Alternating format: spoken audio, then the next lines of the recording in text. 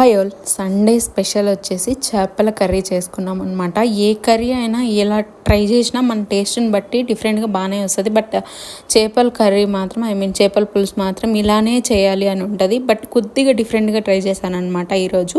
First మొత్తం రాగి పిండి, ఉప్పు, పసుపు వీటితో క్లీన్ చేసేసుకున్న తర్వాత ఉప్పు, పసుపు, కారం వేసి బాగా కలిపి ఒక 10 minutes పక్కన పెట్టేసుకున్నాను. దాని తర్వాత ఆయిల్లో చిన్న ఆనియన్స్ పేస్ట్ అండ్ అల్లం వెల్లుల్లిపాయ పేస్ట్ నేను ఎప్పుడు చేపల పులుసుకి యాడ్ చేయను, బట్ ఈరోజు యాడ్ చేశాను అనమాట. కొద్దిగా పసుపు, కారం, ధనియాల పొడి మన టేస్ట్ని బట్టి. యాక్చువల్గా కారం కొద్దిగా ఎక్కువే పడుతుంది, మనం పులుపు ఎక్కువ యాడ్ చేసుకుంటాం కాబట్టి. అవి బాగా వాడ్చుకున్న తర్వాత చింతపండు పులుసు, కరివేపాకు వేసి ఇలా ఆయిల్ పైకి వచ్చేంత వరకు అయితే ఉడికించుకున్న తర్వాత నేను ఫిష్ యాడ్ చేసి లైట్గా వాటర్ యాడ్ చేసుకున్నాను. గరిటతో కలబెట్టకుండా అలా కలబెట్టుకున్నాను అనమాట. పౌడర్ వచ్చేసి మెంతులు, జీలకర్ర, ఆవాల పౌడర్ ఫైనల్గా వేసి ఉడికిన తర్వాత కొత్తిమీర వేసుకున్నాను. టేస్ట్ నిజంగానే చాలా బాగా వచ్చింది రైస్కి. Like and subscribe.